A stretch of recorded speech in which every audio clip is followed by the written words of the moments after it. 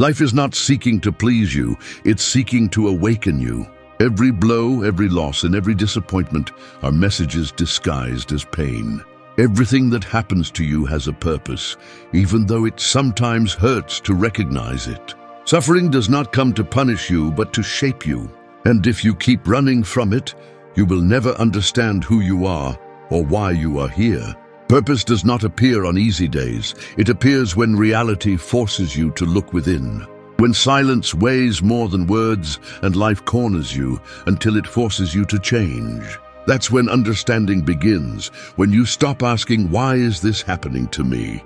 and start asking, "What should I learn from this?" Stoicism teaches that nothing is a coincidence. Every experience, even the hardest ones, is part of a larger order, of a reason that the soul does not yet understand. What seems like chaos is a lesson in progress. What hurts today will be your foundation tomorrow. Life does not take away, it prepares. It does not destroy, it trains. That's why this path is not for those seeking comfort, but for those seeking clarity. It's not about eliminating pain, but transforming it into purpose. To use fire as a tool, not as a condemnation. If you're willing to see the meaning behind each experience, this journey will change you. Because everything lived has a purpose. What hurts teaches, what pains transforms, and what you thought was lost was actually guiding you towards your true strength. 1. Accept pain and learn from it. Pain is like a fire that doesn't ask for permission to burn. It arrives, consumes, transforms, and leaves marks that, if you know how to read them, become the wisest scars of your life. But most people run away from this fire, trying to extinguish it with distractions, denial, excuses. They don't understand that pain is not there to destroy you, but to teach you what you still need to learn. Life doesn't use soft words to awaken consciousness. It uses losses, disappointments, abrupt endings, and prolonged silences. Because sometimes the soul only learns when the body can no longer sustain the lie that everything is fine. Accepting pain doesn't mean resigning yourself. It means acknowledging that what happened cannot be changed, but it can transform you.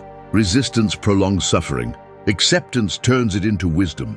Everything you deny chases you. Everything you understand frees you. That's why Stoicism insists on facing adversity head-on, not from victimhood, but from the understanding that pain is part of the natural process of human growth. Marcus Aurelius wrote that the stone that obstructs the path becomes the path. And that is the essence of inner strength, using obstacles as raw material for transformation. Every painful experience comes with a hidden message. Maybe that love that left taught you not to beg for affection. Maybe the betrayal that broke you showed you who you really were without the mask of dependence. Maybe that loss that hurt so much taught you that you don't need as much as you thought. Everything that hurts pushes you towards a more honest version of yourself, one that no longer seeks to understand everything, but to accept everything with serenity. Maturity doesn't come when you overcome pain, but when you learn to walk with it without letting it consume you. Accepting pain doesn't weaken you, it cleanses you. It strips you of illusions, expectations, unnecessary dependencies. It forces you to face your own reflection without adornments or excuses. And there, in that emotional nakedness, the reconstruction begins. Because pain tears off the skin of the superficial to show you the essential. There is no other path to strength than through fragility. You can't build a strong mind if you haven't faced the storm of the soul. The Stoic understands that he doesn't control what happens, but he does control his response. And that response defines his destiny. When you choose to learn from pain, you become an observer of life, not its victim. You start to see that every difficulty brings an opportunity to know yourself more, to discipline your mind, to temper your spirit.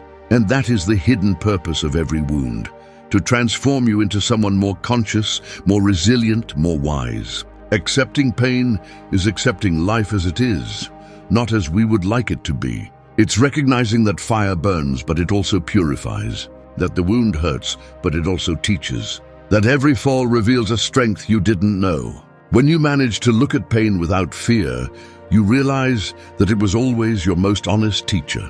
It didn't come to punish you, it came to show you what you still hadn't learned to see. Accepting pain and learning from it is not an act of surrender, it's an act of power. Because while others continue to run away, you choose to stay, look, understand. And that is the moment when you stop being a prisoner of what hurts you and become the architect of your own growth. 2. Train your mind with discipline. The mind is like a wild field that, if not cultivated, becomes overgrown with weeds. Uncontrolled thoughts, overflowing emotions, fears, sprouting where certainties should grow. Many seek to master the outside world without having learned to govern their own interior, and end up being slaves to what they think and feel. The real training does not begin in the gym or in the daily routine. It starts in the head, where each thought decides whether you move forward or sabotage yourself. Most people get up and let their mind take control without filters. They think whatever, feel whatever, react however. They get angry because someone didn't answer a message. They get frustrated because something didn't go as expected. They compare themselves to what they see on a screen. And so they live, completely dominated by impulses they don't even question.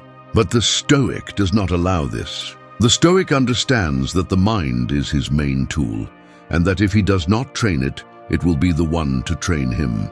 Training the mind with discipline is observing your thoughts without identifying with them.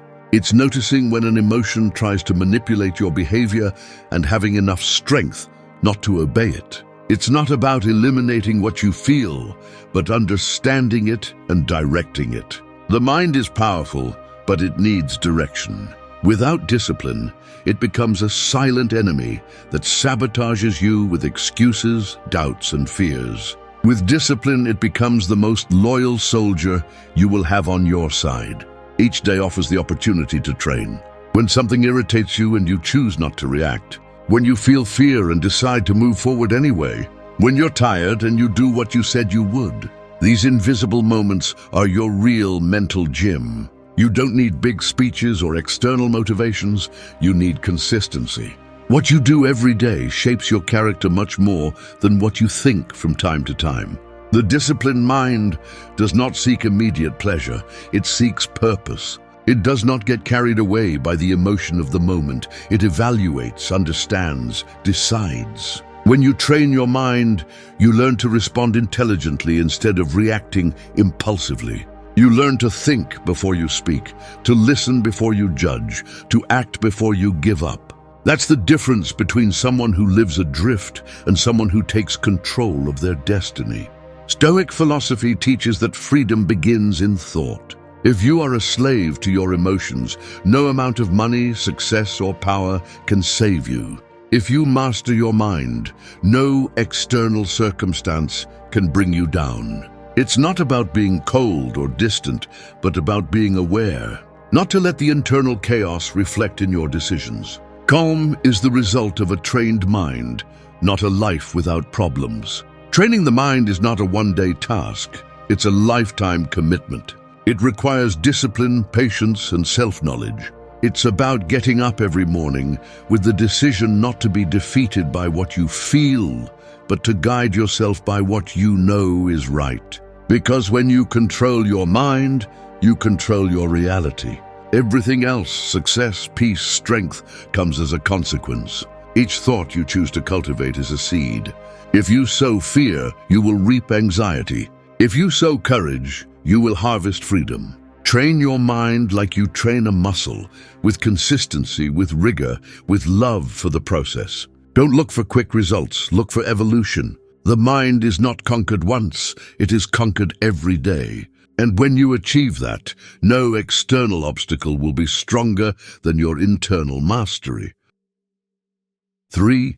Write to organize your thoughts. Mental chaos resembles a dark room filled with disordered objects. You stumble over your ideas, collide with your emotions, and don't know where to start cleaning. Writing turns on the light. It doesn't solve the mess immediately, but it allows you to see what was previously hidden. Each word put on paper is a way to extract from the body what the soul doesn't know how to process. When you write, you organize the internal noise and give shape to the invisible. The mind accumulates too much. Unfinished thoughts, unexpressed emotions, pending conversations, fears that are not named. All of this becomes weight. Writing is not just an intellectual practice, it's a form of emotional decompression. When writing, the mind lets go. The chaos begins to have structure. And when you understand, you can transform. Stoicism taught that written reflection was essential for living with clarity. Marcus Aurelius didn't write for others, he wrote for himself. His meditations were a way to organize his mind before facing the day. That is mental discipline in action, looking at oneself without lies, analyzing one's own judgments, correcting the course. You don't need to be a philosopher to do it. Just take a notebook and write what hurts you, what confuses you, what you don't understand about yourself. Because in that silent sincerity, lucidity is born. Writing is not always about finding answers, but about learning to formulate the right questions. The mind needs direction and words provide it. When writing, you separate yourself from repetitive thought. You look at it from the outside, and that act of distance allows you to respond with wisdom instead of reacting impulsively. Each written sentence is a conversation between who you were and who you are trying to be. When an emotion dominates you, write it down. When an idea chases you, write it down. When you don't know what to do, write what you feel without filter. Don't look for style, look for truth. The paper doesn't judge you, it only reflects what is really inside. And when you see your inner self translated into words, something changes. You realize that not everything you think is true, that many worries are just noise, and that your emotions, when understood, lose power over you. Daily writing is an exercise in self-governance. It forces you to confront yourself without distractions. It teaches you to recognize mental patterns, to detect the traps of the ego, to separate what you can control from what you can't. Writing is a way to observe the soul with precision. And whoever observes attentively improves. Clarity doesn't come from thinking more, it comes from thinking better. And that is only achieved when thought is organized outside of the head. In the end, writing is a form of active meditation. While others drown in confusion, you sit, write, and release. What hurts dissolves into words. What weighs becomes light. What was dark is illuminated with ink. It doesn't matter if no one reads it. The important thing is that you read yourself. Each written line is a way to heal, to know yourself, to master the internal chaos. Because whoever writes sincerely ceases to be a slave of thought and becomes its observer. And when you achieve that, the mind ceases to be a labyrinth and transforms into a map. Writing is not a hobby, it's a tool for transformation. It's the most honest mirror you'll have and the quietest proof of your inner growth. 4. Transform your inner dialogue. There is a voice that accompanies you from the moment you wake up until you sleep. It's not from the outside world, it's the one that lives within your mind. This voice can lift you up or destroy you. It can turn a problem into an opportunity, or an opportunity into a foreseen failure. What you tell yourself in silence has more power than any word you hear from others. The mind repeats what it believes the most, and if your inner dialogue is contaminated, you will end up living within your own limitations. The most persistent enemy is not always outside. Sometimes it lives in the echo of your thoughts, in phrases you learned as a child, in wounds that never healed. That voice that tells you you can't, you're not enough, you're going to fail, is not yours. It's the reflection of unresolved experiences and insecurities that others left in you. Transforming your inner dialogue is not ignoring it, it's re-educating it. It's taking the voice that once held you back and turning it into the one that drives you forward. Every repeated thought becomes a belief. If every day you speak to yourself with guilt, you end up acting as if you don't deserve anything good. If you speak to yourself with fear, you start to see danger in everything. But if you start speaking to yourself with respect, your mind begins to believe that you are capable. It's not a romantic idea, it's a psychological fact. Language shapes perception, and perception shapes reality. Stoicism knew this. Epictetus taught that it's not things that disturb humans, but their interpretation of them. Your inner dialogue is that interpretation. Transforming it requires awareness. You can't change what you don't observe. Start by listening to how you talk to yourself when something goes wrong. Do you blame or understand yourself? Do you insult or correct yourself? Do you sync or analyze yourself? The difference between someone who destroys and someone who grows is in the way they talk to themselves after a mistake. Uncompassionate self-criticism paralyzes, but firm reflection builds character. The inner voice must be demanding but also fair. Speaking to yourself clearly doesn't mean lying to yourself with empty motivational phrases. It means acknowledging your faults without turning them into condemnation. Telling yourself the truth without despising yourself for it. The mind needs direction, not punishment. If every thought becomes a battle, you get exhausted. But if you learn to turn that voice into your ally, you regain power. Because whoever speaks to themselves with balance governs themselves. And whoever governs is free. The inner dialogue can be a tool for mental training. Before reacting, breathe and talk to yourself. Before giving up, remind yourself why you started. Before losing your cool, repeat that you control your response. It's not magic, it's practice. Every conscious thought replaces an automatic one. Every phrase of self-control replaces one of self-destruction. Over time, that voice ceases to be your enemy and becomes your guide. Transforming your inner dialogue is to stop being the executioner of your mind and become its mentor. It's understanding that strength is not in silencing the negative voice, but in teaching it to speak wisely. Because you can't eliminate your thoughts, but you can teach them to serve you instead of sabotaging you. In the end, the way you talk to yourself determines the way you live. If your mind is a hostile place, no achievement will be enough. But if you turn it into a space of order and understanding, no difficulty will be able to break you. 5. Strengthen your character with micro-habits. Character is not forged in great moments, but in the small acts you repeat when no one is watching. Each daily decision, however minimal it may seem, is a chisel blow on the stone of your identity. It's not about doing extraordinary things, but about mastering the ordinary.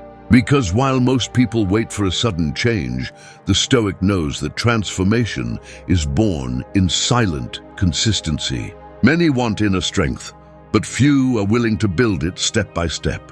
They believe that character appears by inspiration or luck, when in reality it is trained with simple habits repeated until exhaustion. Waking up at the time you said, fulfilling what you promised, finishing what you started. Each act of discipline is a declaration of power over yourself. You don't need a new beginning, you need a new commitment to consistency.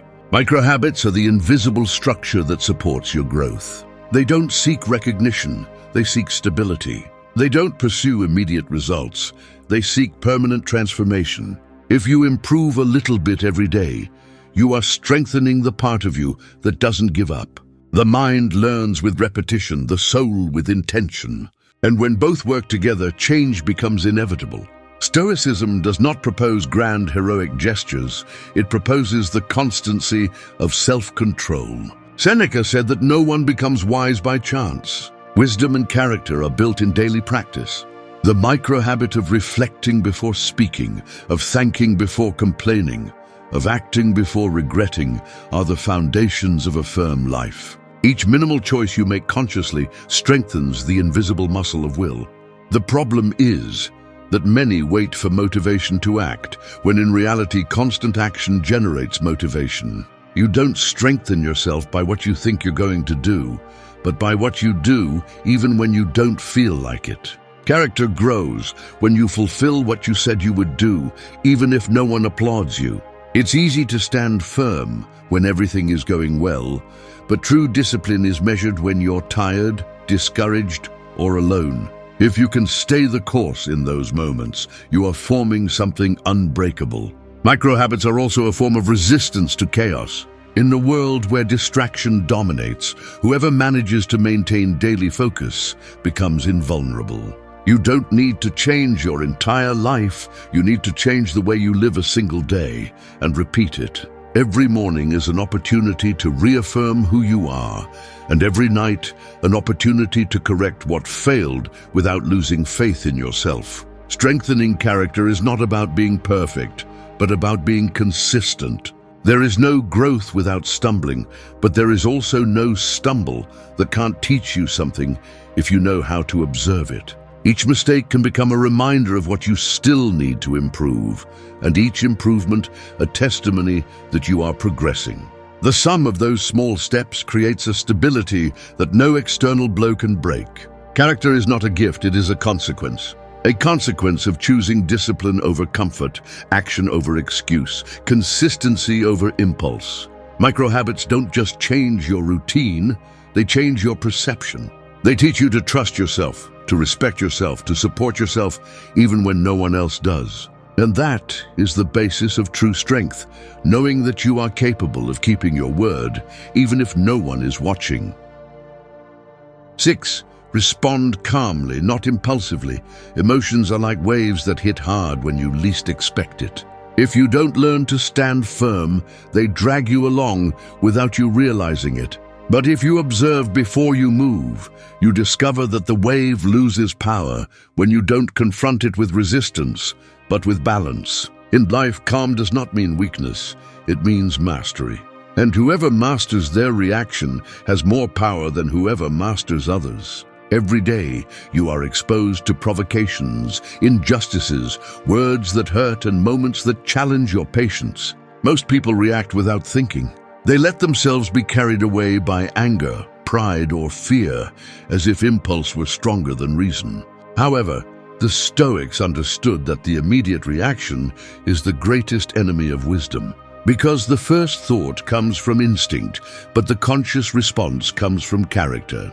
The difference between the two defines your destiny. Responding calmly is not repressing what you feel, it's understanding it. The emotion does not disappear because you ignore it. It dissolves when you understand it. If someone offends you, the untrained mind seeks to retaliate. But the disciplined mind observes the emotion, recognizes it, and chooses not to obey it. That pause between impulse and action is where your freedom lives. The Stoic does not act to vent, he acts to keep his inner power intact. Calm is not passivity, it is strategy. It is the ability to see the whole situation before acting. In the emotional war, the one who lets himself be carried away by rage loses control. The one who waits and analyzes wins. Because calm allows you to respond from reason, not from the wound. And when your decisions are not born from anger or fear, but from clarity, your life begins to change. Every conflict becomes an opportunity to practice personal mastery. Strong people are not those who do not feel. They are those who do not let themselves be governed by what they feel. Calm is the highest form of strength. Anyone can shout, insult, or react, but only those who have control of their mind can maintain composure in the midst of chaos. That is the true victory, to remain at peace while everything around you seeks to disturb you. Practicing calm requires training. Start by observing your emotions as if they were visitors. Anger arrives, you recognize it, you let it pass. Fear arrives, you observe it, you don't feed it. Sadness arrives, you listen to it, but you don't identify with it. The emotion loses power when you don't turn it into action. This daily habit of observing without reacting shapes a stable mind, a mind that does not break in the face of unforeseen events. You can't control what others do, but you can control what you do with what they do. That is the essence of Stoicism. Life will not stop for you to breathe, so learn to do it in the midst of the storm. When you choose to respond calmly, you not only avoid mistakes, you also send a message to your subconscious. You are in charge here. And that feeling of self-control strengthens your confidence, your clarity, and your purpose. Responding calmly does not make you indifferent, it makes you wise. It allows you to conserve energy, maintain your focus, and act intelligently. Impulse spends, calm conserves. Impulse hurts, calm heals. And every time you choose calm, you strengthen the most important muscle of all, the mind. 7. Find purpose in every situation. Life doesn't always explain why things happen. Sometimes it seems unfair, chaotic, or even absurd. But behind every moment, there is a direction that is not always visible at first glance. It's like walking under a storm. You don't understand where you're going, but you keep moving forward. When the storm passes, you look back and understand that everything you experienced made sense. That's the purpose. Not a goal you pursue, but an understanding you discover as you progress. Humans suffer more from seeking immediate meaning in pain than from the pain itself. We want instant answers, logical explanations for what hurts, but life doesn't work that way. The purpose is not always revealed in the moment. Sometimes it is built over time. What today seems like a loss, tomorrow becomes direction. What today seems like a failure, tomorrow will be the foundation of your strength. Every experience, even the toughest ones, is designed to shape you into something bigger that you can't yet see. Stoicism teaches that nothing happens outside the order of the Logos, that universal reason that holds everything. If you trust in it, you understand that nothing is random. Everything that comes into your life, good or bad, has a function. There is no luck. There is preparation that allows you to use each circumstance as a tool. Whoever lives seeking meaning in what they cannot control ends up exhausted. But whoever chooses to find purpose in everything they live, regardless of the outcome, discovers a freedom that nothing and no one can take away. Finding purpose does not mean justifying suffering, but turning it into learning. It's not about denying pain, but using it as a compass. When you lose something or someone, the purpose can be learning to let go. When you face rejection, the purpose can be to reinforce your self-esteem. When you fail, the purpose can be to develop patience or humility. Life doesn't give you what you ask for, it gives you what you need to grow. And that difference changes everything. Purpose is not a destination, it's a way of looking. It's an attitude towards existence. It's understanding that every situation, even the most uncomfortable, has something to teach you.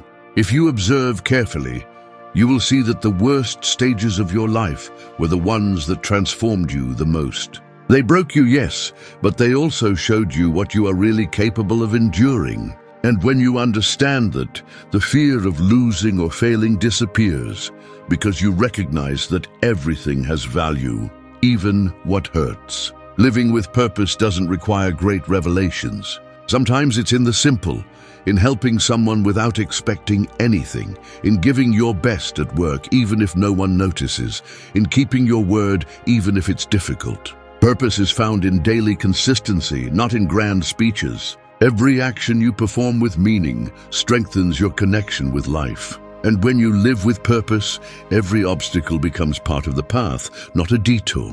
Lack of purpose sickens the soul. Without it, difficulties feel like punishments, successes like emptiness, and routine like a sentence. But when you understand that everything you live has a meaning, even the grayest days gain value. The Stoic doesn't need life to be easy, he needs it to be meaningful. Because purpose is not about everything going well, but about getting something good out of everything that happens. Finding purpose in every situation is deciding that nothing that happens is in vain. It's looking back and understanding that everything served a purpose. It's looking forward and knowing that whatever happens, you will keep learning. 8. Forge your character like a sculptor. Every human being is born with a raw block. Some look at it and complain about its shape. Others leave it abandoned and blame the world for its weight. But there are those who take the chisel and start to carve. Blow after blow, mistake after correction, they shape what they were destined to be. This is how character is forged, not waiting for life to sculpt you, but taking the tools yourself to do it. Each experience is a blow of the chisel, and each conscious choice is a line that defines the figure of your soul. Character is not inherited, it is built. It does not come from talent, but from will. Modern society values image more than substance, But the Stoic understands that true value lies in what is not seen: integrity, temperance, strength. There is no sculptor who works without resistance, just as there is no character that grows without pain. The process of shaping yourself involves accepting that part of you must break to reveal what is underneath. Perfection does not exist, but authenticity does. And it is only achieved when you dare to shape yourself with patience and purpose. Forging character is facing yourself every day. It's looking at your flaws without excuses, your fears without evasion, your mistakes without drama. The world will test you, but the greatest battle will always be with yourself. The voice that tells you, "I can't," is the hardest stone to carve, and every time you choose not to give up, you leave a mark on that inner rock. No one can do it for you. Self-discipline, honesty, consistency, they are not bought or inherited. They are earned with practice. The sculptor does not despair when the blow does not come out as expected. He observes, adjusts, tries again. So it must be with you. Each failure is not a setback, it is a correction of form. If you become impatient, you destroy the work. If you persevere, you perfect it. The impatient mind wants results, but the wise soul seeks evolution. And character is precisely that, the sculpture that emerges from time, effort, and silence. Forging character also means learning to endure discomfort. We live in an era where everything is sought quickly, easily, and without effort. But inner strength is not built in comfort, but in friction. Every time you do the right thing when it would be easier to give up, your character strengthens. Every time you choose truth over convenience, you define yourself. Every time you endure without losing dignity, you rise. Steel does not harden without fire, nor the soul without challenges. The Stoic saw life as a constant opportunity to sculpt himself. He did not complain about the hammer of adversity. He accepted it as part of the process. Because he knew that without resistance there is no shape, and without shape there is no purpose. True strength is not in not breaking, but in shaping while under pressure. Whoever understands this stops cursing their trials and starts to thank them, because they see in them the opportunity to perfect themselves. Your character is the mark you leave when life tests you. It is not defined by your achievements, but by your ability to remain intact even when no one recognizes you. Character is the most important work you will do, and also the only one that never ends. There will always be something to improve, something to polish, something to learn. To forge your character like a sculptor is to commit to your evolution. It's to accept that every day you can be better than yesterday, not to prove it, but to honor the process of becoming someone wiser and stronger. Because in the end, when life stops hitting you, what will remain will not be the block you were given, but the figure you chose to create with your decisions.